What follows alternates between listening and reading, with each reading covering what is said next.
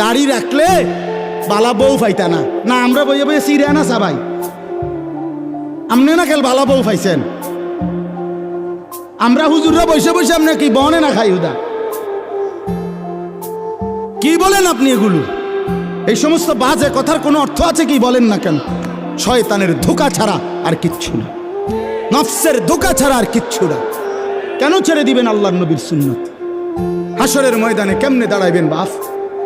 নবীজি সাল্লাল্লাহু আলাইহি সাল্লাম জিজ্ঞেস করবে, উম্মত 23টা বছরে আমি তোর কাছে ইসলাম বুঝাবার জন্য পিঠটা ঝাঁঝরা করে ফেলেছি তায়েফের পাথরের আঘাতে, আমি পেটে 2টা পাথর বাঁধছি ক্ষুধার কষ্টে, আমি দান দান শহীদ করেছি উহুদের ময়দানে, আমার এত কষ্ট, এত রক্ত, আমার এত চোখের পানি, আমার দিবারাত্রির এত কান্না, বিনিময়ে তুমি এটা কি নিয়ে আসলে?